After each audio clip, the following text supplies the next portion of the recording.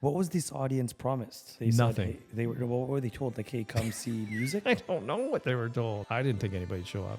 I believe that the universe gave this to me to do. And sometimes I question, like, can you provide a little more for me? I don't know how much more committed somebody could be. 22 years doing the same thing. And that's why you call it a sonic sound concert. Yeah. It's not a sound bath. It doesn't work for me. The santur and the harmonica is a huge part of the show. Honestly, I would probably be a lot more successful if I just played bowls or just played gongs. But a lot of people don't like the evolution when somebody evolves. And when I added the gongs, there were people who were very upset that I had added that. We call Crystal Journey tripping without tripping. Did you wake up one morning saying, I'm not gonna shower today, I'm gonna shower in noise? If you were to search this up about the bowls and the sound and it creating shapes, there's something there. And what they say is if little molecules like sand can shape into these geometric patterns, what is happening to you if you're surrendering yourself to this? When we're 70+% water. This tour it's gonna be special for lots of reasons. 60 shows in 60 nights from the West Coast to the East Coast and then back. I'm not going all the way to the East Coast, which people are kind of upset. I'm going as far as Quebec. Can you bang a gong? Yeah. You most certainly can. Just do it. Just do it.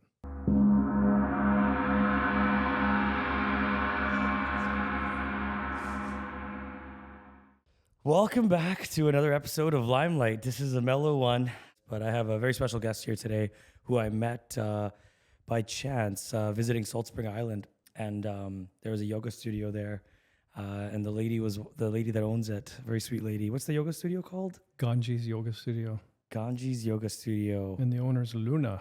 Luna. And keeps getting better. Is that her real name or is that the yoga name? The yogi name? I think it's her real name. That's it's a calling. Cool. It's a calling, right? So it's also really hot in here. So if I'm like looking super shiny, it's not because he's making me nervous or anything else. Never. I don't make anybody nervous. Just hot. Myself. Yeah. So I went to Salt Spring Island and there was this lovely woman walking by at the beach, one of the beaches there.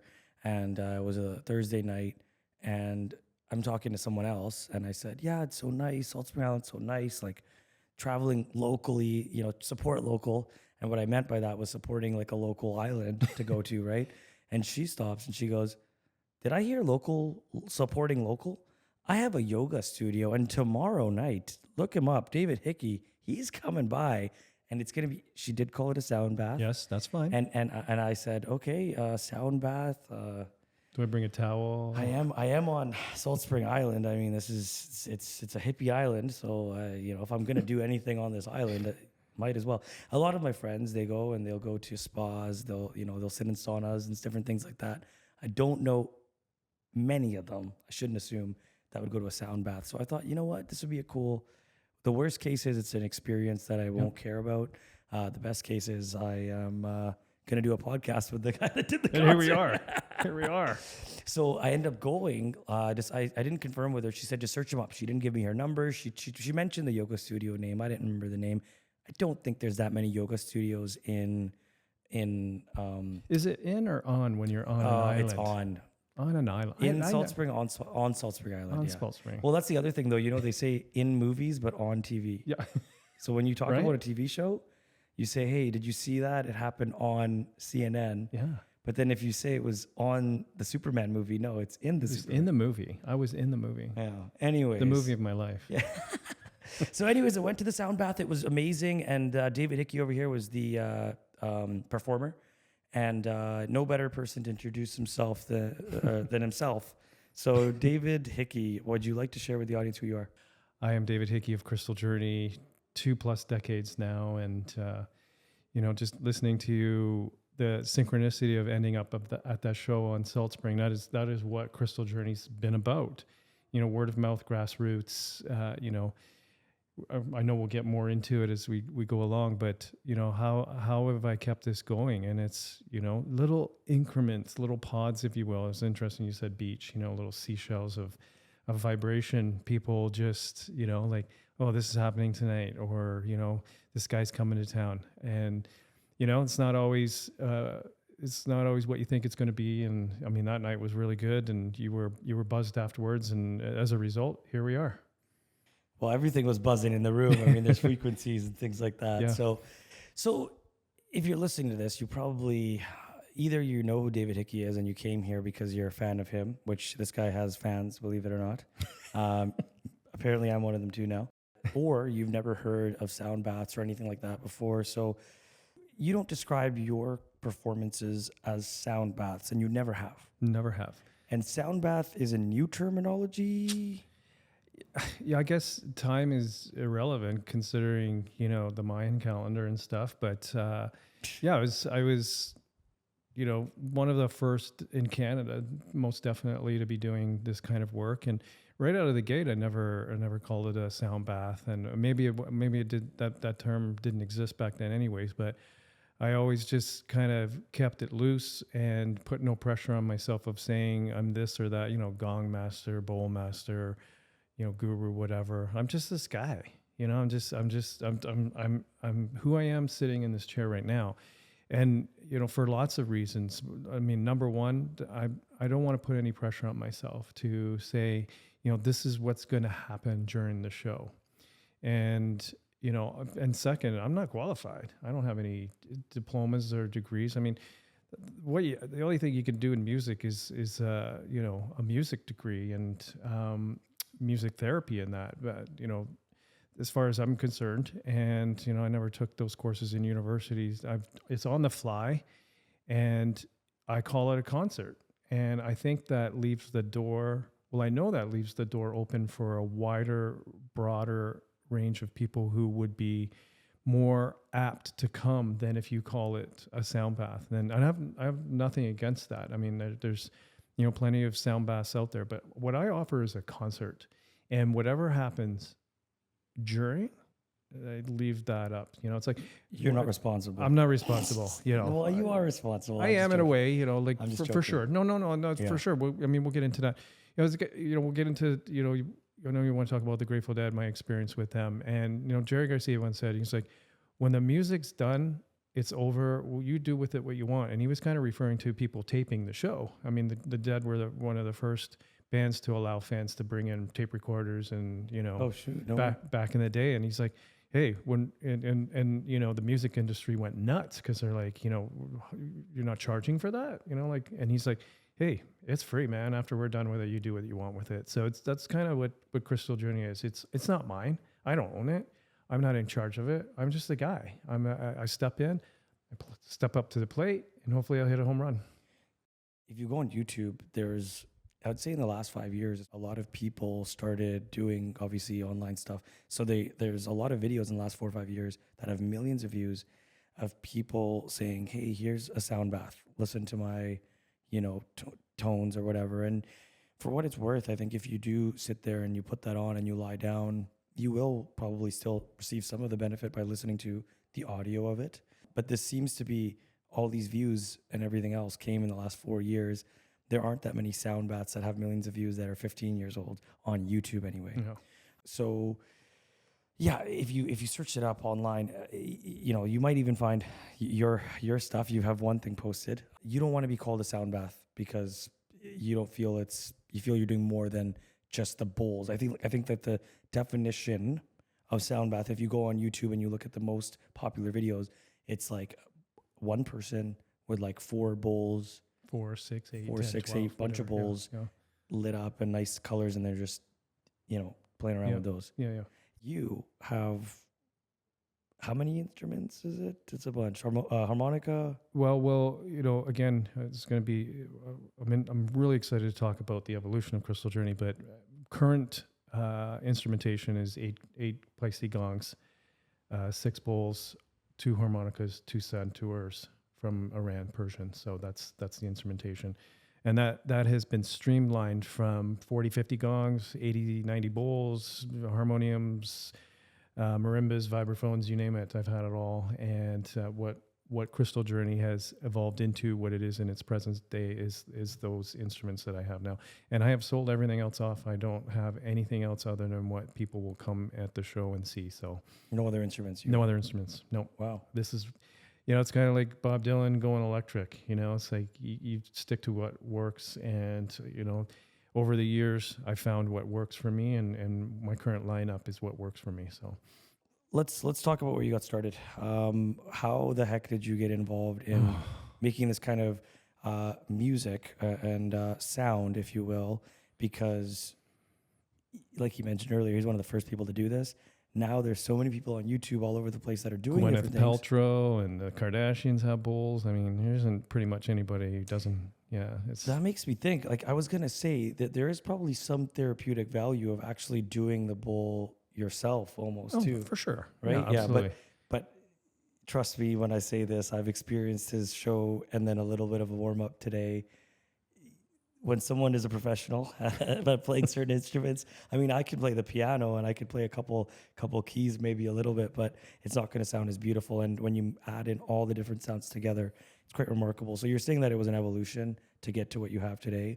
Did you wake up one morning saying, I'm not gonna shower today. I'm gonna shower in noise. How did this start? Yeah, I mean, music has definitely been my life, and I guess I have my mom to thank for that. I mean, she was, God bless her heart. She's not around anymore, but always pressed me to learn something, learn the piano. We had an organ when I was a kid and played the organ a little bit. No formal training whatsoever.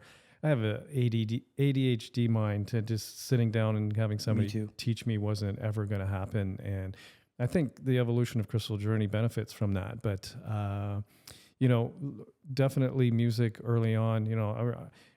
I remember being in my bedroom 5, 6, 7 years old with Pink Floyd, The Wall, and Leonard Skinner. And I don't even know where I got those tapes. I mean, we're talking tapes, so we're going to divulge my age here, but that I was listening intently, and as time went on, I became a teenager, and the 80s music, which is what I grew up with, I saw lots of music, Public Image Limited, Sugar Cubes, Duran Duran, Ziggy Marley, you name. I saw the Thompson Twins open for Madonna at the CNE in Toronto. I don't even know who the Thompson Twins are. Great 80s band. Okay. Yeah, great 80s band. Leave it in the comments if you know. I bet your friends and family. Yeah, for sure. I mean, there's Simple Minds, all that stuff. Yeah. So that's the stuff that I was listening to. Yeah, not so much grew up with. I mean, I grew up with the radio in the 70s because I was born in 67. So, I was just listening to that, the 70s rock and roll, like Queen and those kinds of bands. And, and then when I was able to start going to concerts, that changed everything. It was like, I want to be there. I want to see this live. And I went to as many concerts as I could.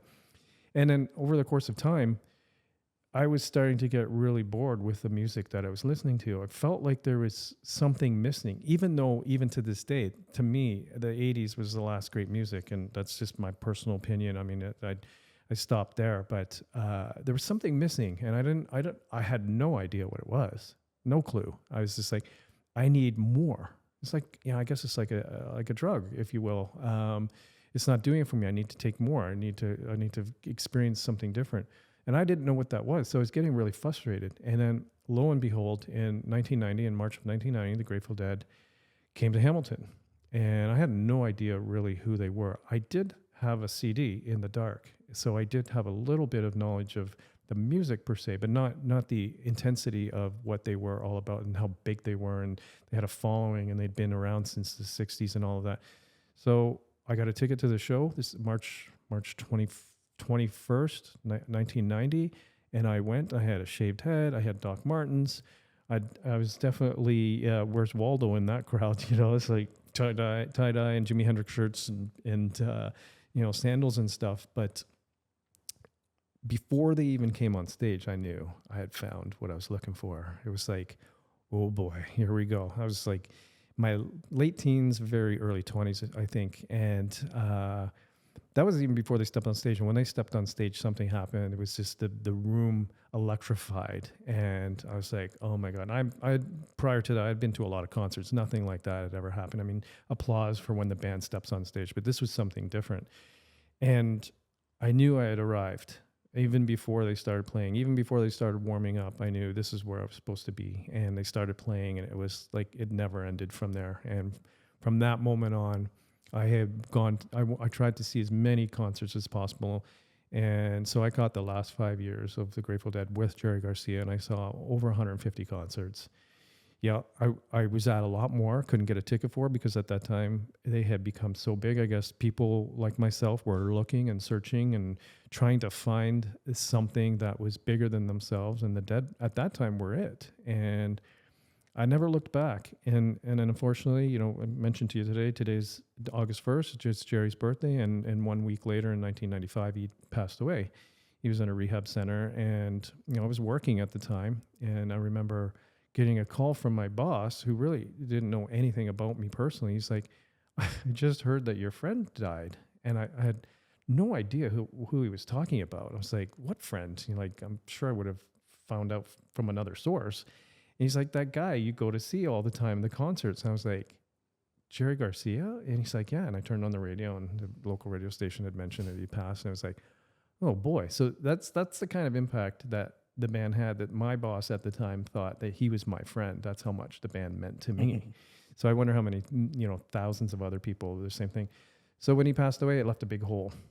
And, you know, it took about 5 years to fill that hole. And then lo and behold, you know, I find the gongs, I find the bowls, and it started to fill that hole, that gap, very slowly, until here we are today, 22 plus years later, doing something very similar to the Grateful Dead, providing a place of safety and welcoming for people to come and just hang out and listen to some really cool, good music from the heart, you know. And that I never intended for that to happen. It just happened. And I was so open to that concept of like, what am I doing here? What is my purpose? You know, I had gone through a whole range, you know, I thought I'd go to live in Tibet in a monastery. That didn't pan out. I thought I'd go to live in a kibbutz in Jerusalem. It didn't pan out. And I was left just hanging, like, universe, tell me what to do, and or show me, give me something. I need a purpose. It's not, I'm not a 9-to-5er. I never was. I knew coming out of the gate that was never going to happen for me. And that can be frustrating too, when you know early on in your life that you don't fit in. What are you going to do with your life? And luckily I had parents that, you know, I'm sure they were very frustrated at times. You know, it's like, can you just try and find yourself, please? You know, it's like, we love you, but we want to see you find something. And when I found this, it took a little while for my parents to try and understand what it was that I was doing, because I didn't even know at the time. So how would they know? But they stuck with me, and they saw that it was very something important to me, and that, you know, I didn't give up on it, even though I didn't know where it was going to go. And this is a very early days, and, you know, it just kept evolving from bowls to start with, to a couple of gongs, to lots of gongs, to, as I mentioned, vibraphones, marimbas. I mean, I don't have any formal musical training. I mean, I consider the thousands of concerts I've seen and have been at and have stayed to watch the crews tear down the stage, my introduction into how to perform and how to play and how to interact and make music happen. That's my training, I believe.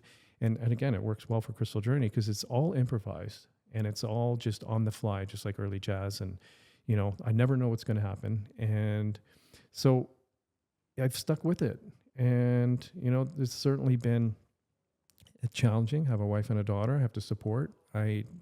This is full time. So, you know, some nights there's only 10 people, sometimes there's 15, sometimes there's 100. And so there's a lot of trust in this to, you know, try and make it happen. You know, once I start playing, it happens.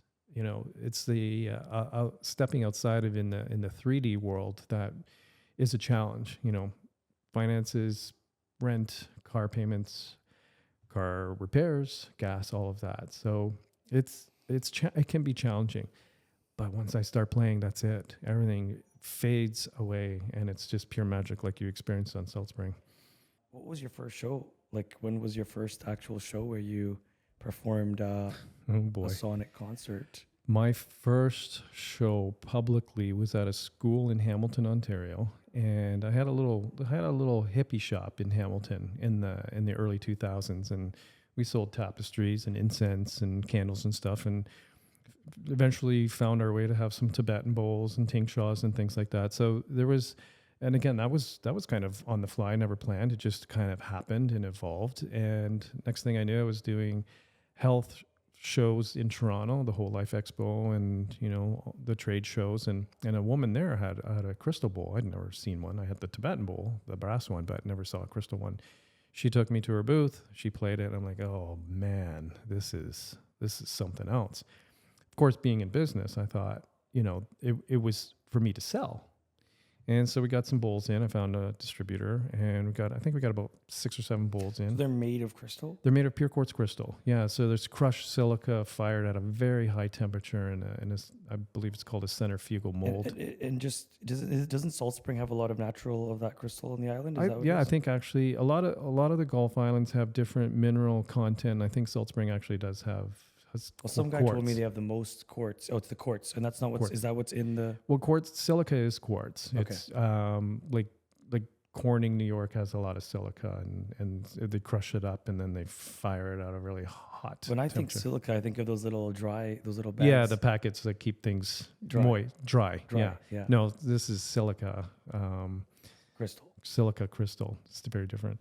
Okay. But kind of that. Kind of the same idea, but very fine, like sand, the very awesome, those beaches in Florida where it's just like walking on a carpet. That's the silica that they fire, and I guess it molds or. And then how is it like pottery where they warm it up and they shape it? I believe it's like something like 3,000 degrees centigrade. It's very hot. So it's like glass work. Yeah, same as glass. And it just fires it and whatever. I guess they have a mold for it, depending on thickness and size. I mean, there's 8-inch bowls up to 24 or 28-inch, 30. There's big bowls. I've had the big one. Oh my gosh. Yeah, the big and the big gongs. Yeah. But anyway, so you sat down, you tried this bowl. You're like, I can sell this to people. I need to sell this to people. People need to hear this. So I got a few in, and people were coming in the store. I mean, people heard about it, but they didn't want to buy it. They were expensive. They were like $200-$400, and at that time, nobody was going to spend that on something they didn't know what it was. I don't blame them, but I didn't know what they were either. But I thought they were cool. And that kind of led to like just people were coming into the store for a sound demonstration. So I was playing them, and then again, this is no blueprint, no like, oh, I should do a concert or a public demonstration. It's just I happen to have a friend who had a school there, and she's like, I want you to come play for the kids. How old were the kids then? They would. I think it was all ranges. Elementary? Yeah, it was a private school. So I think so it was K to 12. Yeah. So I did a little show for them, and then she's like, why don't we do one for the public at night, and we'll just rent the gym out. We'll just have people come in the gym. I'm like, all right. So this is your friend to this day? You still know this person? I have not seen this person for many, many years. I don't know what happened to her. So this, sorry, her? Her. Yes. So she was really into the sound. She was into supporting you. You don't even know. I think she was just mesmerized like everybody else was. She was into you, and she's just trying to get. Yeah, she's like, this is cool. I want people to have this experience. I meant like into you, like maybe wanted to take you out or something. I don't know about that. Okay. Okay. I don't know. It was all business. I just joking. Yeah. I just joking. So she's like, hey, let's do it. She does that show, and then she says, let's do another one after it. Let's have the public come. And we did. We had parents and stuff, or just anybody. Anybody. So you had put posters up and stuff. I don't know. I mean, there wasn't Facebook. It wasn't. Facebook. It wasn't going to be an Instagram or TikTok. I didn't even have a cell phone. I don't know how people got there. But people showed up. People showed up. A lot of people. I think 50, 60 people showed up, and it was embarrassing. I had the bowls. I had bowls. How many bowls? I had 8 or 10 bowls on Rubbermaid tables. I had the little chimes, ding, ding, ding, ding. I had the Tibetan bowls. I had the. What was this audience promised? They nothing. Said, they were. What were they told? Like, hey, come see music. I don't know what they were told. You don't even know. I have no clue. You thought no one was going to show up. I didn't think anybody'd show up, and people just kept. So coming you're in. just like, all right, let's just have some Oh fun. my God. I want this for myself. The more people showed up, the more I was sweating. I'm like, what? I had no idea what I was going to do. We can kind of go back in time a little bit, laughing. Like, I remember my aunt used to babysit me on New Year's Eve, and I was banging pots and pans, at midnight, from 5 to 10. And I loved that. I love banging on things. And that's what I did that night. I banged on things. I didn't play them. Had no training. I mean, I'd done drum circles and more percussion like things. So like the idea of like being delicate, I kind of went John Bonham on them. I was like, I'm gonna set these on fire and hit them as hard as I can, kind of thing. But it was very embarrassing. To this day, I was like, I don't know how I got through it without just saying I can't do this and I don't know what I'm doing. I'm a fraud. But they loved it. I couldn't do no wrong. But the thing is, I guess, and it's still the same with the formula of Crystal Journey today, nobody comes expecting anything. So you can't leave disappointed if you're not expecting anything. Well, it's the same right? for me. Right? I was like, it's a sound bath. It's fine. Yeah. So and then, it was crazy. It was that's why I don't call it anything other than a concert. It's like what to expect. Just come. That's kind of kind of float around a little bit. Like one people used to say to people, like, why do you follow the Grateful Dead around? And the number one answer that people used to give, including myself, is they said, we want to hear what they're going to do next. Because they improvise too. You never knew what they were going to do. It's never, ever in 2,500 plus shows, the same concert. It was always different, which is the same with Crystal Journey. And we're approaching like 1,800 concerts over 20 years. So again, there's no expectation of anything. And in that regard, anything can happen. So going back to that first night, it was like, even though I had no idea what it was that I was doing, I couldn't do anything wrong. So people were just like, they were kind of mesmerized, I guess, by the sound. They had not heard the bowls before, most people. You may have heard them in a soundtrack. They may have been in a soundtrack in a movie. I've come to understand that there's more and more instrumentation than you realize. And, maybe not now, maybe this back in the day, there was like actual, producers of music and watching the movie and creating the music on the fly, orchestras and things like that. So I think they may have subliminally have heard a bowl or two here somewhere in the background, but nobody saw them live. So it was really something. And then just from there, everything kind of like started happening quickly. So there's that 5-year gap between Jerry passing in 95 to, we're talking 2000, 2001. It was like, this is now what the universe had been, I guess, planning all along, maybe since day one for David in 1967. This is what's going to happen. And you have to go through these steps and increments of time in order to get here. And, I don't know, but it just happened and started to happen quickly. More people were calling me. It's like, hey, I heard you did this show. Really? Yeah. And they're like, can you do one? Can you do one? We have this big living room, and I think the next show was in somebody's living room. And like they invited their friends and they family. invited their friends. And were you at this time just doing it for free, or was there because it was early days, right? So I think there was an admission charge. Okay. At the first show, I think it might have been $10 or, split with the venue kind of thing. And then I think the second, same thing, like $10-15, throw in a pot. Again, I was just like, this is what I'm doing and this is what I have to make. It's just happening. So I was like, there was no business side to things yet. And even the second show though, it was just doing random sounds and kind of seeing what felt right at that time, or? I figured I progressed to the floor. So I got a carpet and I put the tables from the rubbermaid from Rubbermaid tables. Yeah, that was I kind of joked that I could maybe do it if I put rollerblades on and just went around and banged on things like I did on New Year's Eve. But yeah, so I think the second show I smartened up a little bit and got a carpet. It was on the floor, had the bowls around, and people just kind of sat there and listened. And that was show number 2. And then, again, fast tracking, next thing I know, I'm doing a show in Sudbury, Ontario. And then somebody in Sudbury knew somebody in Thunder Bay. They called ahead and said, send them this way. And then Thunder Bay to Winnipeg. And then I that very first tour I did. So I'm thinking this is probably somewhere around 2003 or 4. From just one show in Sudbury, I ended up all the way on the coast of BC. From word of mouth, no word of a lie. And it was just people calling ahead saying, I know somebody in Saskatoon, I know somebody in Regina, I know somebody. So what were people just intrigued by? Like what was the drawing people to want to call you? It was different? I think people, again, because this was the early days, so there was no, it wasn't like, oh, I saw this guy there, I want to see what this guy's doing kind of thing. I was the guy. So it was just kind of like leading the way, holding the torch, if you will. So I think people just were first intrigued, and then second, they realized, I feel good. I'm listening to this, and it's not like listening to radio, FM or AM, or at that time CDs. This was in the room, vibration, frequency floating into the ethers, if you will, into my body, into my ears, and I'm feeling pretty good. So I think it was just like very subtle, but yet very powerful, because enough people were like fast forwarding to like this, you need to keep moving, you need to keep going forward. I hadn't had a tour planned. These were just all on the fly dates. Just keep going. What happened to your store that you were trying to sell these bowls? The store lasted, I think, 1 year.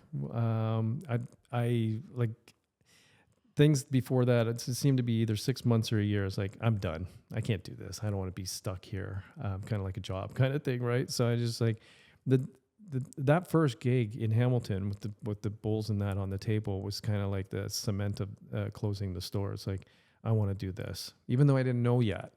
But it was like the store didn't matter anymore. Though, and you felt more purpose and meaning with it than like selling to people. Yeah, and that was funny because I mean I still had stuff to sell. So I mean once the first tour was over and more people wanted to have a show, I bring the stuff to the shows to sell.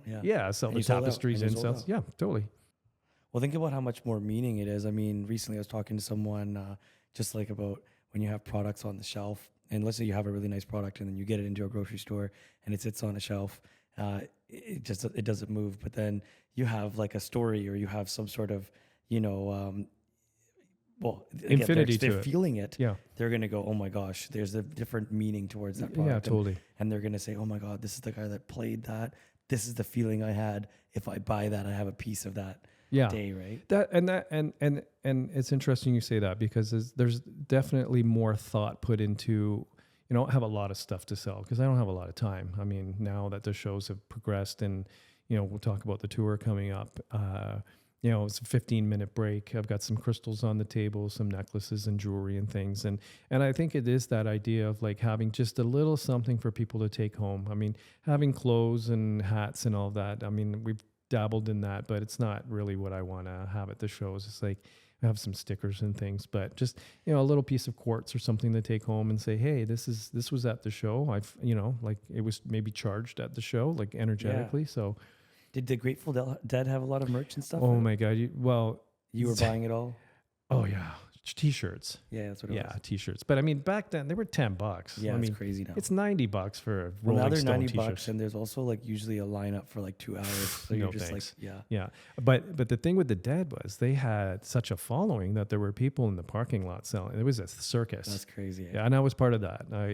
We went to Mexico. We've got Guatemala. You got to fund your trip somehow, right? Yeah, totally. Yeah. So grilled cheese, pop, water. That's awesome. You have 100,000 people there. They want to buy stuff. So it was fun. So you went from this Hamilton show to people asking you, and then all of a sudden, like when you say that it led you from East Coast to the West Coast, like this was in a period of how long? Like 6 months or a year, or a couple of years? Like it just kind of over time? So I have to have a memory check, but the evolution of where I was to that very first night, I was doing a little bit of dabbling in musical sound with another guy, and he played the synthesizer. I believe his name was Gilles. And so we were kind of doing a synthesizer, which I love because we go back to the 80s. I love the synthesizer, and he was a really good player.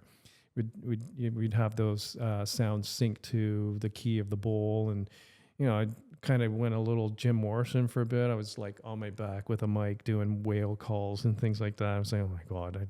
But again, people loved it, it's like, and I was into it. I wasn't faking it. It was just like, where did that come from? Like we were having fun, this was like kind of like, I guess the early days of the 60s in the Fillmore, where bands were jamming and like the Beatles in the Cavern, it's just like, hey man, like we're experimenting.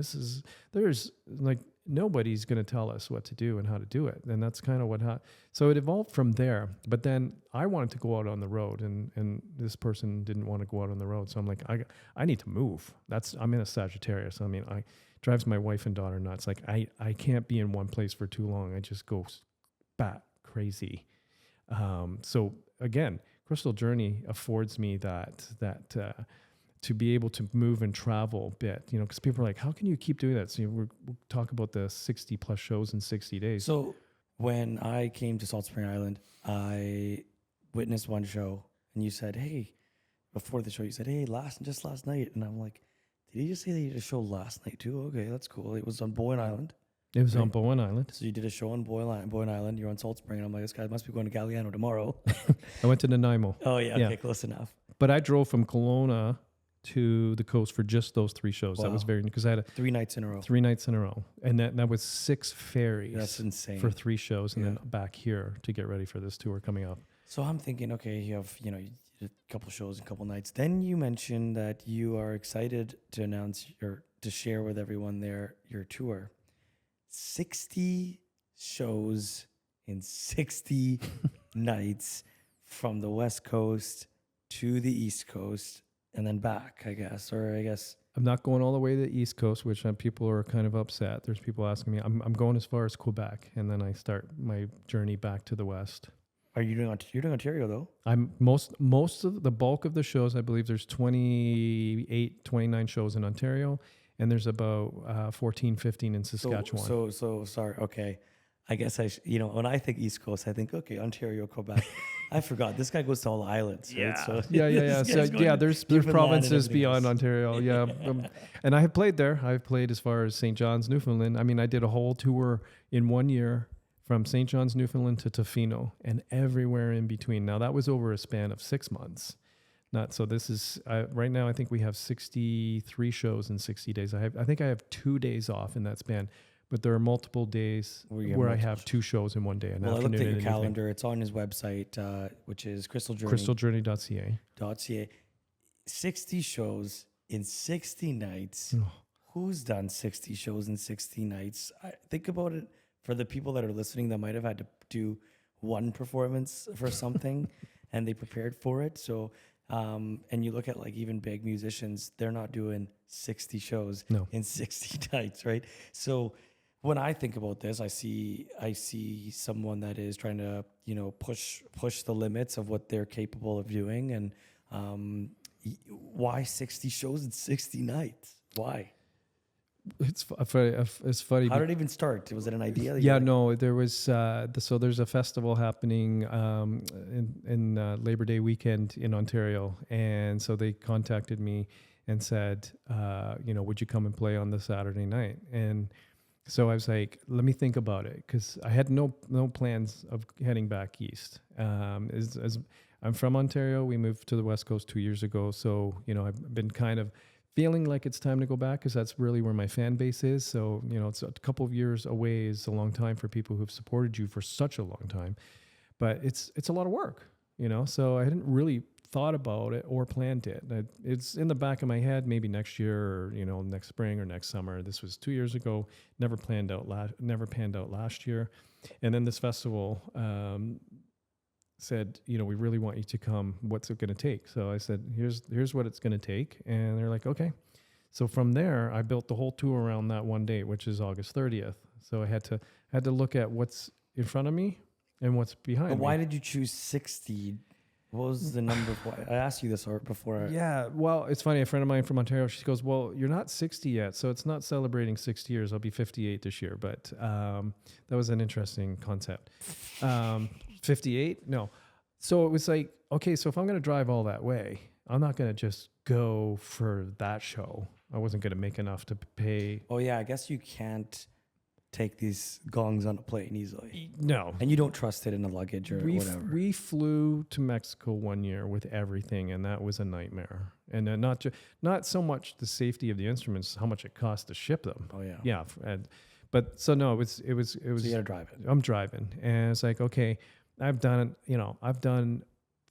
we're like I said earlier, we're approaching 1,700 plus shows in 20 years. So I'm no stranger to the road, and I have done multiple tours across this country, from east to west to north to south. I've played in the States a long time ago. Can't wait to get back there. So it was like, if I'm going to do this, and I talked it over with my wife, she's just like, just go play as many shows as you can. And, 2 months hadn't even evolved yet. It was like, Okay, so Canada's a big place. I don't think people it's like, yeah, Canada's big, but once you get on the road, you don't realize how big it is and Well, how much of a span between places there are. I was just appreciating driving over to Kelowna because you have such a beautiful view. Once you get to the prairies, and I haven't done it, but Oh, the the stretch open is, sky.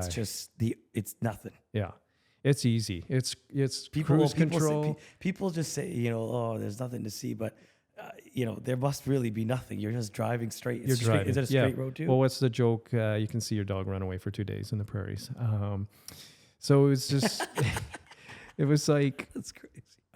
okay, so, where do I start? And so I'm starting in Selmo, British Columbia. And Which then is where in British Columbia? Selmo is in the Kootenays. Okay. Yeah, so it's in the Nelson area. I played there a couple of times, got a decent following starting there. I figured it was a good place to start. It's 4 hours from here. I tried to look at it. I wanted to play between 3 to 5 hours between cities so I could get enough ground ahead of me to get to Ontario for August 30th. So it was like Selmo, and then I'm heading to Pincher Creek, Alberta, it's a bit of a drive. I think it's like 5 or 6 hours, but I mean, that's nothing for me. And then up to Calgary, and then Bragg Creek, which is just north of Calgary, and then back down to Medicine Hat. And then I start heading west. I got about 6 or 7 shows in August in Saskatchewan. And then boom, I hit Ontario for all of September. And as far as Ottawa, and 1 show in Quebec. And then I turn around and I come back. So, most of the shows are between 2 and 3 hours apart. Some in Ontario will be closer, like Niagara Falls and Grimsby's, and 45 minutes. So that's great. But, and then, once, Northern Ontario, I'm playing in Thunder Bay. There's not a lot of places to play in Northern Thunder Bay, Wawa, Sault Ste. And they're Marie. not all sold out yet, right? So people, if they do get a chance, There's some shows sold out. Yeah. In Quebec, the one show in the afternoon, I believe one lady bought all the tickets. She wants to bring, it's not a big venue. It's no bigger than the room we're in, but it's pretty cool. She bought like 25 tickets. She's like, wow. I want to bring everybody I know. So, expectations for numbers, like I said, you can't force people to come. And all I ever ask of a venue is just like promotion, let people know, and they can decide whether to come. I've played shows where people, the venue didn't promote and nobody knew I was there, and I get a message from somebody, a couple of days later, I didn't know you were in town, I would have come. So I've really stressed on this tour. It's like, just let people know I'm coming, and then they can decide. So 15, 20 people in a room like this is great. And then there'll be some bigger shows, 25, 30, 40, 50 people. The festival will have a couple of thousand. There might be some venues with 70, 80 people. So overall, I think over those 60 plus shows, there'll be like thousands of people, like even with a small number of people. So is 60 like the limit? Then you're like, okay, I'm not doing 70. I can't do 80. well, okay. So at that point, it's like, why not just go to 100? I could have totally. That's well, you could have. You could have. I could have. Oh, no problem. Venues, yeah, I'm thinking ahead a little bit. So I contacted Guinness. You're waiting for your 80th birthday to do this. Hey, Paul McCartney, Bob Dylan are still going, but they have a crew, and they have since their teens. I mean, I'm a one-man show. I'm doing everything. This is only what, 25% of the stuff. 25%. Yeah, that's crazy. So yeah, it's I would have kept going for sure, but I didn't want to be away from home that long. And if I was single, I would be on the road all the time. I would play as much as possible. It's people say, oh my God, I can't, it must be a lot of work. It's like, the work is setting up the show, like trying to find a venue and get people to promote and all that. Playing is not. Playing is playing. That's my wife jokes. She's like, I'm saying, oh, I worked hard. And she goes, no, you played hard. And it took me a while to understand and grasp that. It's true. I play hard. Like, I guess it's like extreme sports, right? Like skydiving and cliff diving and rock climbing and all that. Like I go extreme with this. Like it's 110% every time I play, no matter if there's 10 people or 100 people. So I give it all I've got. So, the 60 shows, I've closed my eyes. I've pictured it in my head. I know where I'm going. Like I know where my instruments are, and now I know when I'm playing. So it's really just a matter of being on cruise control and getting the job done. And there is an intention behind it, which is like, we're talking a little bit, touching the subject of like the world is in a very peculiar place right now. And I'm concerned a little bit, especially because I have a daughter, and I don't love the direction that I see it going, and I haven't for a while. And there's a bit of an urgency for me to do this in such a quantity, to play as many shows as possible right now in this country. Spread the vibe, spread the music, and bring people together in a room with no politics, no religion, no race, nothing. Come and enjoy this and be in a room with people you don't know. There's not a lot of that happening, without there being an agenda. Crystal Journey doesn't have an agenda. I mean, I might have slight political views on the side, but that does not enter into the realm. Everyone should have, everybody should be concerned. You need to have some, you're going to have different viewpoints. If you're not concerned today, you're not paying attention. And yeah, of course, there's not a lot we can do, but we should be paying attention to what's going on, at least to have an idea of maybe what's coming so we can prepare for it. That's kind of my attitude towards this. And I can go a little bit extreme with that, and but I'd like to know what's happening. But at the end of the day, it's about the music. So 60 shows is really nothing. It's my contribution to the world in a time of need. And you mentioned COVID earlier. More and more people came to this during COVID. It was like really difficult not to play during that time, because I felt like, of all the years and all of the times to not be playing for people, I couldn't. And it killed me to not be able to have people in a room and like let them feel this music and de-stress them. You mentioned playing hard at every show that you play. When I walked around your equipment on Salt Spring Island, I looked at the back of these gongs, and I was like, just when I thought it couldn't get more hippie, it just got more hippier. What's this? There's frequencies of each planet, or can you? I think the one that I read was which one? It was the one the furthest this way. It was like it was like my full setup frequency of the universe or something. That is Mars, the Moon, Venus, a symphonic gong, another Mars gong. I have 2 Mars gongs. The Earth, Jupiter, and Saturn. So, like, is there a known frequency from each planet? So, we're getting hippie here. We're getting hippie here. I think we're... And scientific. Yeah. It's Dalai Lama, David Suzuki kind of world. So, so based on my limited knowledge, again, I don't... Claim to be an expert. I just go by what, I've read. And is Pythagoras was able to figure out the mathematical calculation of the vibration and frequency of each planet. And in his day, he was considered, I believe, to be very, a quack or insane or whatever they called them back then. So a lot of his work and his studies was dismissed. And then I guess it was found many moons later, and there was a definite validity to, his mathematical findings. And so my understanding is the gong makers who were in Germany, master blacksmiths, if you will, because each gong is handmade and hand forged, and like the bowls at a very high temperature, so you can kind of see the divots in the gongs. They're all hand hammered. I know how to play them; they know how to make them. Yeah. And I've wanted to go to the factory. You can, you used to be able to tour the factory and see how they were made. I think it's in Germany, and so yeah, the divots dictate the frequency, and there's a musical note too, like Mars is D. I can't tell you the frequency. It's on the back. You saw that little yellow tag, which I've kept on there after 20 years. So these, based on Pythagoras, the gong makers, the gong manufacturer decided, however many, years ago, decades ago, that they would create these instruments based on that calculation. And that's as far as I go with the knowledge that I have. But I can tell you, when I'm playing them, and I've played lots of different instruments, I've heard lots of different instruments, I've seen hundreds of different bands, and I've seen bands that I love multiple times. Nothing sounds like these gongs. And every night, every time I play, I am still blown away by what they can sound like. And people ask me, like, well, how do you feel? What are you thinking? Where do you go?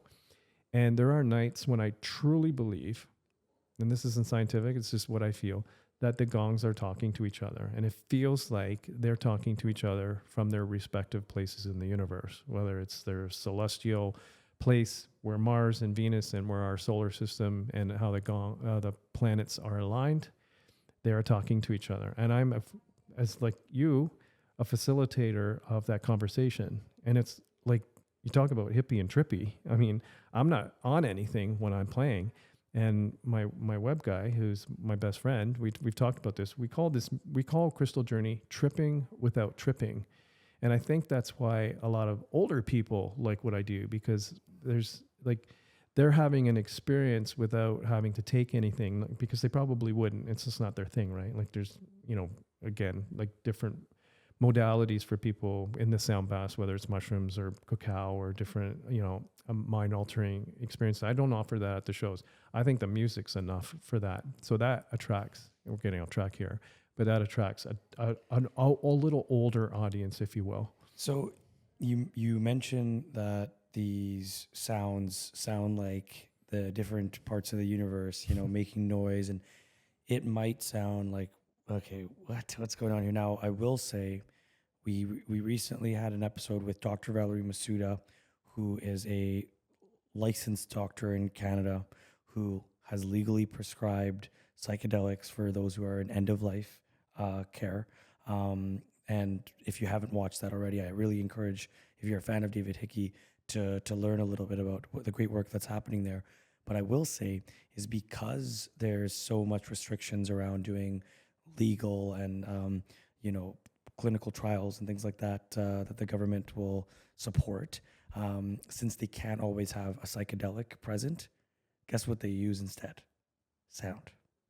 So they do the same program, which means if there was a psychedelic involved in one therapy session, they will, instead of, because what happens is before they give it to you, there's pre-work done of therapy and making sure you're ready for a breakthrough, maybe, or a journey or a trip, right? And being ready to prepare for, obviously these people have trauma. That's why their lives are about to end. They can't bear with the fact that their lives are going to end. They've been diagnosed with this thing and they don't think it's fair, or they might be worried about leaving their family behind. A gentleman by the name of Thomas Hartle, who I also interviewed while he was alive, rest in peace to him at Legend. He was one of the first patients that legally took this treatment, but he was so scared that he was going to leave his two daughters behind. And I know you have a daughter as well, and I think anyone listening with a child or even a family member or a mother leaving someone behind, it could be unbearable. Now, without going into too much details, you can look into those episodes if you want. They will do the therapy and the sessions, and then instead of giving you something to digest, you are going to have a sound bath and then have your transformative experience through that. You could call it hippie and trippy, but there is something there, right? But again, hey, if everyone's frequency is different and everyone channels different frequencies, and if this frequency doesn't fit for you and something else will. But what I learned today, because I spoke with another very cool person that you connected me with, Charles. How would you describe Charles, and who is Charles? Who's Charles? Charles is the curator of the Collingwood Rock Shop, who's been a huge supporter of Crystal Journey and is a close personal friend. At both of my parents' funerals, that's how close he is. He's a person who is given of himself to this world to make the world a better place at all costs. I could tell with my phone call with him. Now, the reason I talked to him was I said, hey, I don't really know David that well. Why don't I talk to a couple of his friends? Maybe I should just get our background to reference check. Hey, am I safe? Yeah, totally. It wasn't that. So I asked Charles. That's why I didn't tell you to talk to my wife. No, I'm just kidding. Yeah. So I had this conversation with Charles, and what I want to say is he mentioned to me that the crystal bowls, the sound waves, sound is vibrations. When we sit down and we say vibes and stuff, oh, what's the vibe? And, vibe comes from vibration, sound, right? It's all what I was super curious about, by the way, when I was younger, not younger, but maybe in my teenage or early adult years. I was like, why do we like love music and the bass and what is it? And before we were born, we're just hearing these types of tones and Yeah. frequencies, right? Because Yeah. you're in liquid. Yes. So sound is also warped. Yes. And everything sounds kind of like your sonic concerts, Yeah. right? So anyways, what Charles described to me was what do you call it? Play the bowl. Play the bowl. Yeah. And if you have something with sand, you can describe it, but all of them, The molecules they all turn into triangles. Sacred geometry. So he probably this is mentioned crazy. Masuramoto, the water experiment. Yes, the water. Yeah. Yeah. What did he say about the water? Well, it was frequency of language. Like love versus hate.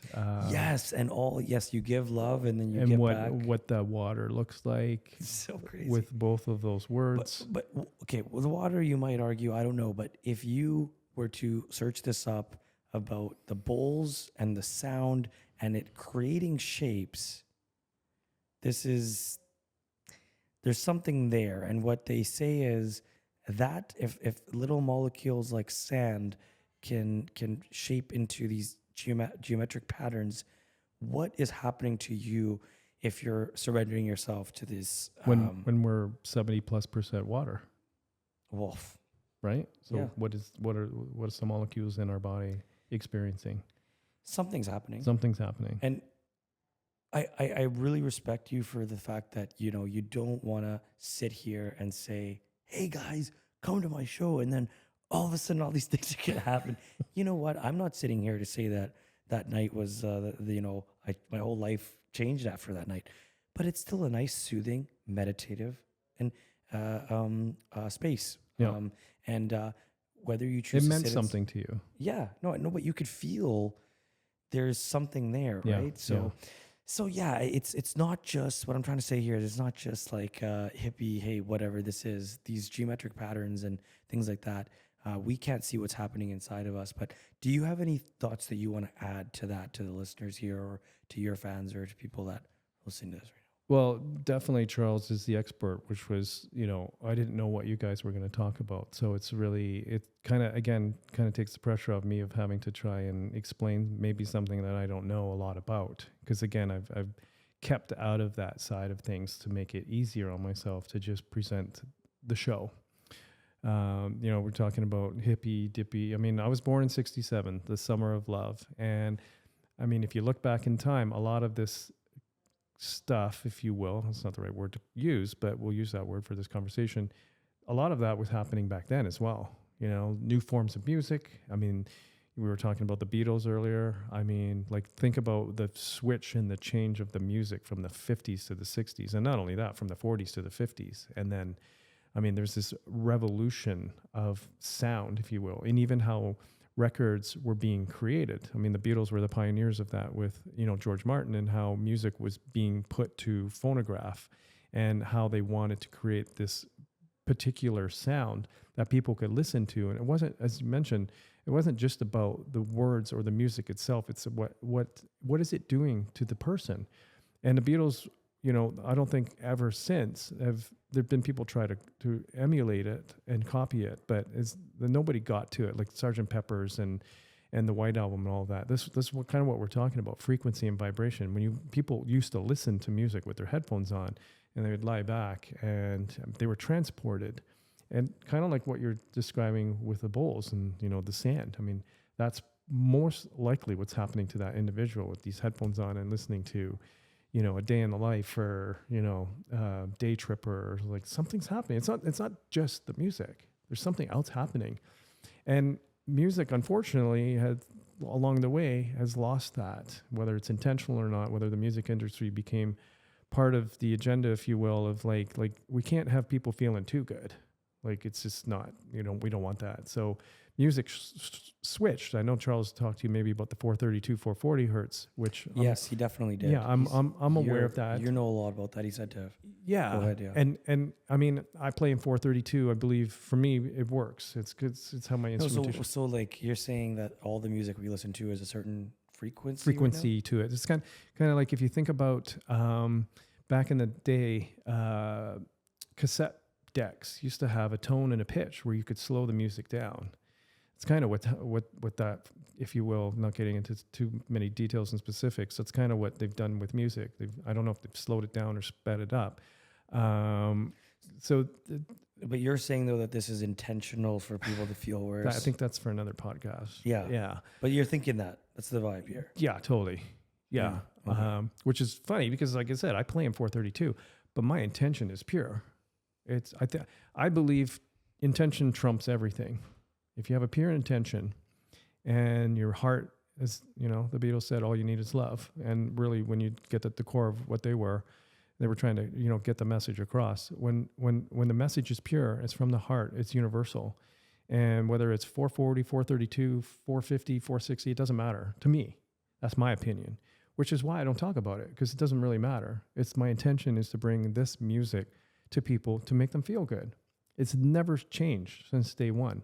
And it's even more intent now with the way the world is. So even though there may be some truth to that of the 440 versus 432, to me, it's something else that I believe could really put a wedge between people, because there'd be people who are like, I don't want to go to anything that's 432. I only want to go to 440. It's kind of, that's what we do as human beings. It's so weird. I'm not saying I'm perfect. Right. Yeah. For sure. I'm trying to figure things out as I go along, but I believe if everybody came at everything they do with a pure intent, and that's not easy. Whatever you want to throw at that, whether, it's your relationship, your marriage, with your relationship with your kids, your boss, the world is a tough place to navigate on the best of days, for sure. And so, we've become too analytical, I believe. We've lost something. And, back in the day, the Mayans and the Aztecs and whoever else you want to get into, Plato and Socrates, they weren't in their heads. They were experiencing life, and they weren't thinking too much about what could or could not happen. They was like, this is what I need to do, and I'm going to do it. And we've lost that. I'm a victim to that. I overthink everything. Am I going to make enough money? How am I going to pay the rent? I'm on my phone too much. Or I'm not on it enough. Yeah, I'm not posting enough. It can drive you nuts, and it drives me nuts. I'm trying to find that balance, and sometimes the harder you try, the worse it gets. And so where there comes the surrender. I'm trying to surrender to it too. Surrender, intention, let go, frequency, all of that comes into play. And if we could, I believe, for those 2 hours at a Crystal Journey concert, all of that comes into play. And that's why people come, whether they realize it or not. How you ended up at that show in Salt Spring was all of that. And then you had the experience, and here we are sitting here right now. What keeps you motivated to keep doing this? And this is something that Dino mentioned to me to ask you, which is your best friend and your web developer, I guess you called him, and everything. A lot of stuff. I'm left-handed, so he's my right arm. Okay. And then Charles also asked me told me to ask you this. So, and you got to be wondering, what's keeping you going here? Because also, you have ADHD, I have ADHD. We want the new shiny object and the new thing that's making us more excited. It's very easy to kind of leave something behind for another thing that sounds more exciting. So, what keeps you going here? I don't know any better. Honestly, because I do ask myself the same question. Why do I keep doing this? I'm not making that much. We're okay. We're doing okay. And as Dino would say, if you're doing what you love and you can make a living, you're doing better than most people. I mentioned I have the support of my wife, and but I put a lot of pressure on myself in terms of how to support my family, as not only as an individual, but as a man, as a father, as a husband. And I don't think I have Neanderthal views on that. It's just I want to be able to provide for them. And, some nights I'm questioning whether I can do that with Crystal Journey, and it's a solo journey. My wife came to a show. That's where we met. And, the joke is she never left, or I wouldn't let her leave. And we've been married for 13 years, and we have a beautiful daughter. And then every night for bedtime, you play music for her, I guess. well, I'm just joking. you know what? Well, I was thinking for your wife. Not when your she daughter, was but- pregnant, yes, I played every Wow. night to her. We set up a massage table. She was immersed Wow, that's really nice. Huh? amongst the gongs and the bowls. So Olivia was in vitro to that, and her knowledge and love of music is way beyond me. I mean, she's growing up with this, and she's growing up with the music that, you know, Bob Marley, Frank Sinatra, Bing Crosby. She's a wide range of music. She's not a Swiftie, thank goodness. She loves all kinds of music, and she's just starting to learn to play the piano. How old is she now? She's 11. Nice. So she's learning to play the piano at a rapid pace, and like, again, so she's, you know, she's ahead of me in terms of like, she's learning theory, and, you know, not quite yet, but, you know, she's learning the progression of music. So I never, you know, I mentioned earlier, my mom, you know, was like, can you learn to play an instrument? It's like, no, I can't. My daughter does not have ADHD. She's somewhere else, and her retainment of knowledge is insane. I said she should be a gambler, you know, Rain Man counting cards, but, so your motivation. My motivation, yeah, I guess a little bit, you know, again, the ADHD comes into play because it's like, I'm not making enough, but what else do I do? I can't provide for my family. What else am I going to do? It just keeps coming back. What else am I going to do? I mean, I'm approaching 60. I've been doing this since my early 30s. And I mean, honestly, I don't want to get a job. If I have to, I will. If that means You're still selling bowls again. there's enough people doing that. I think there's more bowl sellers than bowl players. But yeah, I mean, again, we go back to that tour. There's an urgency too, which I believe, you know, subliminally or not, my wife understands too. It's like there's an urgency for me to play as much as I can right now to make people feel good. And both my wife and daughter may take sacrifice to that, because like that means I'm away from them. Like the trip to the islands, I'm away for a couple of days. I'm not with them. This 60-day tour, I'm not with them. So there's I honestly, it's just like, I always kind of say this, and there's a truth to it. I feel like Neo from The Matrix. It's like, once I've been plugged in, and that's it. I don't, you know, I can't go back.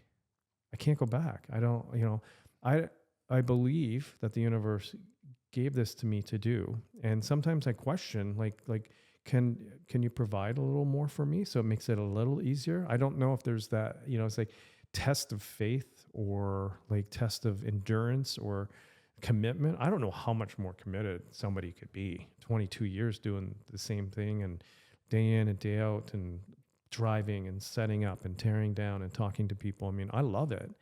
And things would be a lot different if I didn't have a family. I mean, it'd be easier for sure. I just live in my van and go from town to town, you know, vagabond of sound, you know, kind of thing. So I'm not ready to hang the mallets up yet, I guess. I mean, the thing is, every concert just keeps getting better. So musically, I believe I'm evolving at a faster pace than I ever even anticipated. It's kind of like kinetics, if you will. It's just like, you know, the $6 Million Man. When I'm playing, like, I'm not in my head. I mean, that's a nice place to be, not in your head, especially these days. So maybe there's an addiction to it too, where I don't want to give this up, because then, you know, then I'm going to be in my head too much. Because I get the same thing as the audience as you did that night at South Spring. I'm experiencing it the same way, even though I'm the performer. Mm-hmm. I'm getting. But you go into like a flow state, I guess, is what they call it nowadays, where you don't have to think about what you're playing and you're feeling at the same time. It's again, I come back to the Neo when he's plugged in and he goes, "Oh, I know karate." Yeah, you know, I'm in that state. It's like, do you get into that every show? Would you say, or are there some shows that are harder than others sometimes? Some nights it's very quick. Other nights it's like maybe the second set. There's a lot of factors that go into that. We didn't really touch upon. You know, like what influences the show? Moon cycles, anniversaries. Jerry Garcia's birthday today. If I was playing, I might be, you know, in that vibe.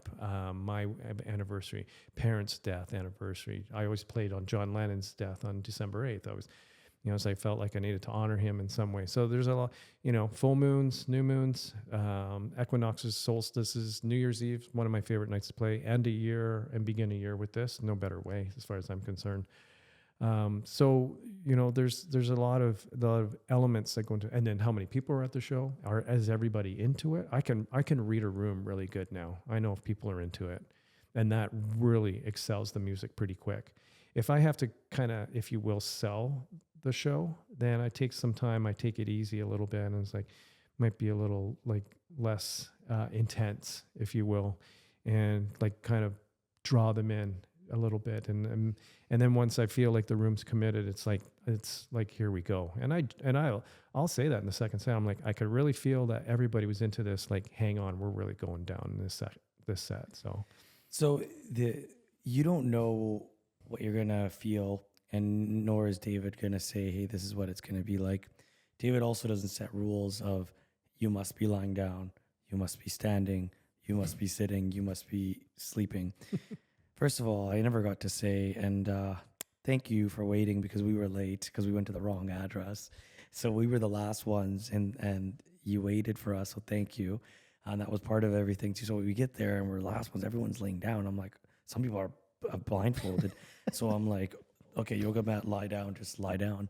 And then I was like, ADHD, everything else. I was like, I gotta open my eyes. I gotta turn my head around. Is this guy? Does he have like 5 little helpers playing? There's a lot of stuff going on, right?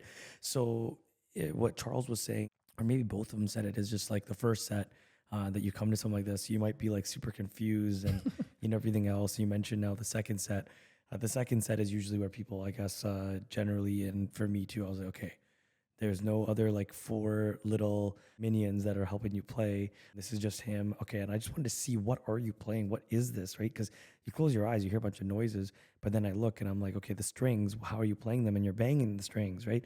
And then the bowl, you're spinning and the sound stays on for so long. And then, so anyways, what I'm saying is there's no rules or anything like that of how to experience this. You're going to see some of the footage of, David playing before and after this podcast in this intro and in this podcast early on or throughout the content that we make of it. But there's no specific rules. And what you're willing to surrender to is what you're going to get out of it, I guess. Yeah, right? totally. Right. Well, yeah, 100%. And while you were describing that, which is very accurate, it's funny. Again, a Grateful Dead analogy. They had a first and second set. First set, kind of, tunes that people knew, like, radio songs, not many, but they'd be like, okay, like let's warm it up. Second set, for people like me who are at the show, first set was always good, sometimes spectacular. Second set was like, this is what I'm here for. What you're here for, yeah. And it's kind of like that with Crystal Journey. Again, you very accurately described that. People are like, how is he doing that? Like in the early days, I was just playing the bowl. So it was easy to pass out. So people weren't going to, yeah. Yeah, it's like, there's a bowl. That's the sound. I can pass out. And then they add the gongs. And I will say for the sake of this conversation, I think it's important for me to say, and say it out loud, is that a lot of people don't like the evolution when somebody evolves, especially an artist or a musician like Bob Dylan. I alluded to him earlier. I mean, he was vilified for going electric, going from folk, and it's like there's footage of him with the band, and Bob Dylan, and nobody was paying attention. They were just booing because he went electric. And when I added the gongs, there were people who were very upset that I had added that, and then I added a vibraphone, and people were very upset. Mm-hmm. And then I added the santurs, and people were very upset. And then I added the harmonica, and people were really upset because it's like, how does that fit? And it's like, I always listen to people when they have something. I don't want to call it. I would, in 20 plus years of doing this, I've had hardly any criticism, which is good because I think my ego and my heart would be broken if somebody said you suck. But I've definitely had people say, I don't like the harmonica. And I'm like, okay. And I had someone very specific say to me they didn't like how I was incorporating it into what I was doing. But he was very articulate in how he explained to me how he thought it sounded to him.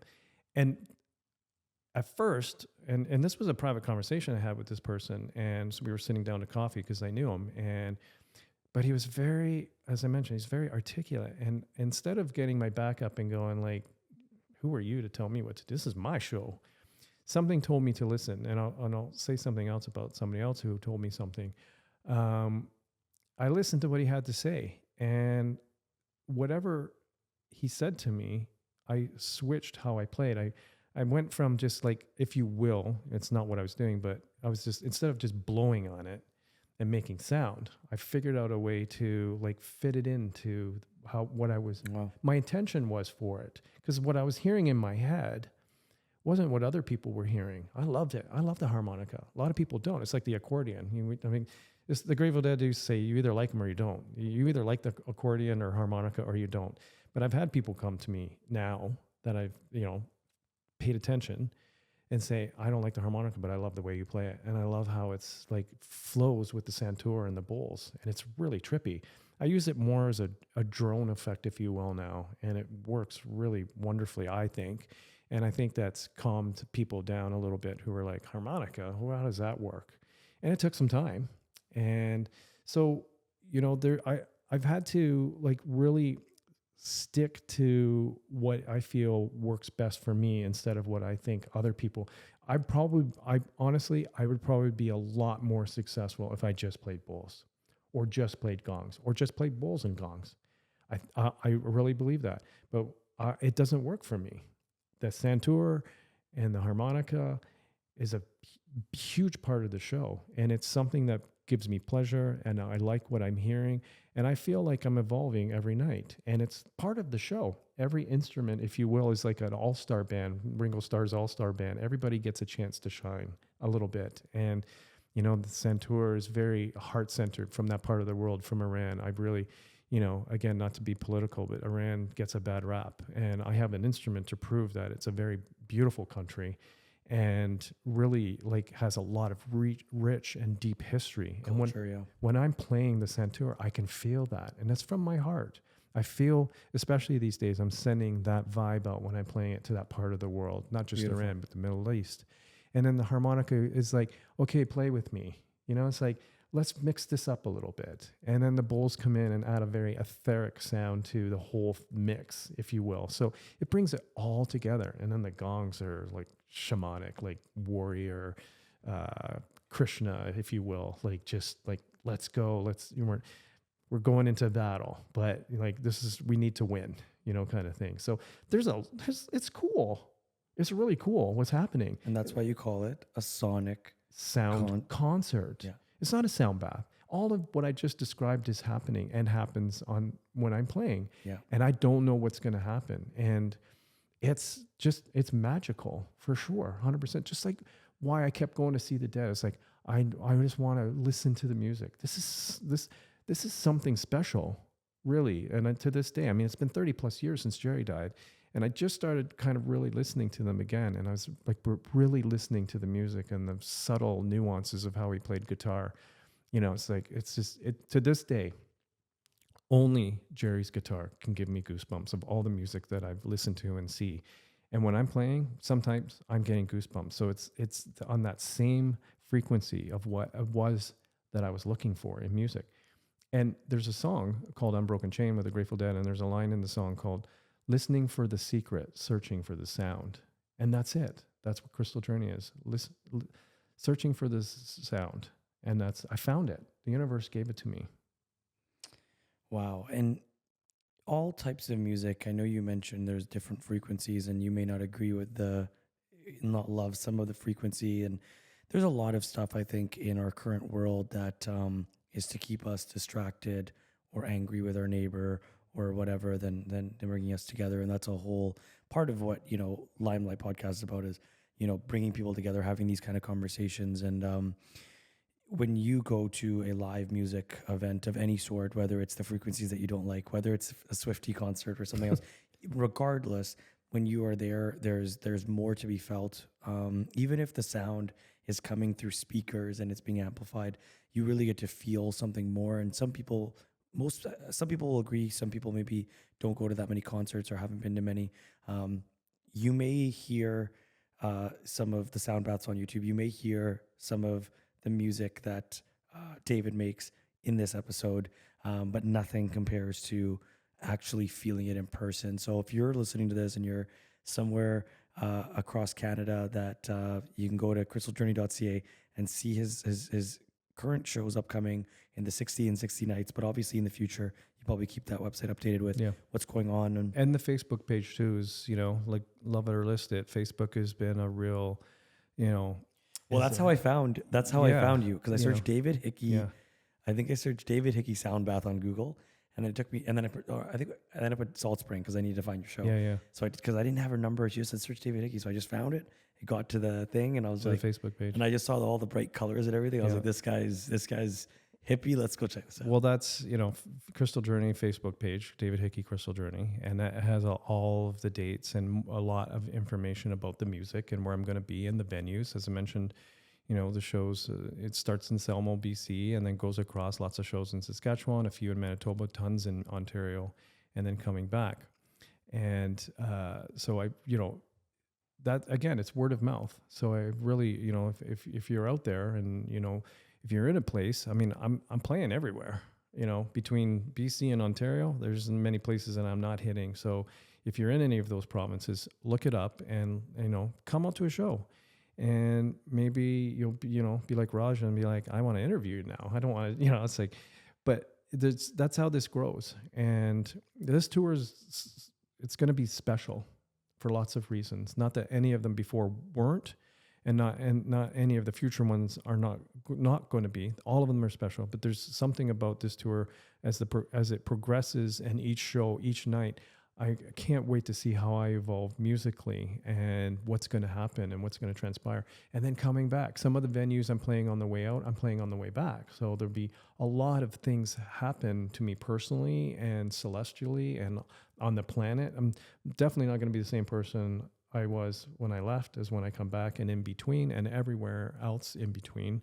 And the world's not going to be. A lot's going to change in the next couple of months. So come to the show and be part of something very special that may or may not ever happen again. I'm not naive enough to think that this is going to happen all the time. It's taken a lot of planning to move these things around and find the right venues and all of that. So, and you mentioned, the color, color's a huge part of my show. I have beautiful tapestries and beautiful LED lights and the rug. Yeah, the rug. I mean, it's very, when you walk into the room, even again, kind of like before I even heard the Dead play for the first time, when people walk into the room and they see this setup and the lights and the carpet and the tapestries, they're like, yeah, I'm here for a reason. And that's even before the music starts. So Can you bang a gong? Yeah. You most certainly can. Well, I want to do it right now. All right. Bang a gong. But like, what, isn't that Robert Palmer? Bang a gong, get it on, I think. I don't know. Yeah. Bang a gong. Got some weight to them. They're heavier than you think. Yeah. By the way, don't try this at home. How many people have you let do this that's not your family? In 20 years, maybe 5.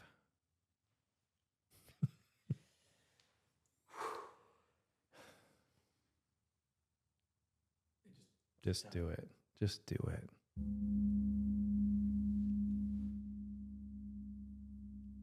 I'll do the one, do Mars. Hit it, give it.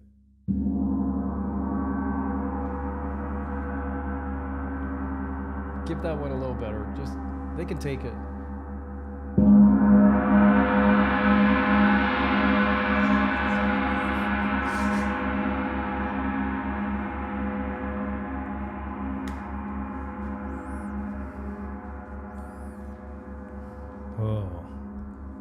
Background there for a second. Man, I'm never a passenger. Wow, that felt good. That's so here's a little people are not hearing what I hear at the shows. And that's always been a little we're in a small contained space here in a beautiful yoga studio. Thank you to the Kelowna Yoga House, by the way, for providing this space. Beautiful studio in downtown Kelowna. Feel like promoting Yeah. But no, they're beautiful space here. But so the acoustics in this room are great. But some nights I play in a big space, and as you witness, I mean, I have a little Bose speaker that I use to amplify the santurs. Just give it a little punch. But everything else is using the room as you will, the amplifier. So in a space like this, I mean, it's perfect. And there's some venues on the tour where I'm playing where one venue in particular is Sugar Ridge Retreat, a friend of mine owns. And it's the venue is a straw bale dome. So the acoustics are almost perfect. So when I play there, it's like what you just heard where you were standing, which is what I hear every night, which most people don't hear because the sound does dissipate from Yes. Where you sit and stuff. where you sit and how you're experiencing it. In that particular venue, most people are hearing what I hear, but most nights people aren't hearing what I'm hearing. And I have really, there have been a few nights where somebody come up to me after the show and explained what they were hearing. And I was like, all right, so they kind of heard what I was hearing. Just the way they were able to articulate their own personal experience was like very similar to mine. So I realized that maybe I'm not giving the room enough credit to how much sound is coming out. And it's something that I'm really thinking about if this gets bigger and the evolution. Like I've had visions of playing, if you will, in the Sky Dome in Toronto, in the big, like the Rogers Centre kind of thing, set up in the middle with, again, we come back to technology. I mean, the Beatles at Shea Stadium in '66, I mean, they had their amplifiers. That was it. Nobody could hear them. Now, I mean, one speaker can fill a stadium. Not really, but you know what I'm saying.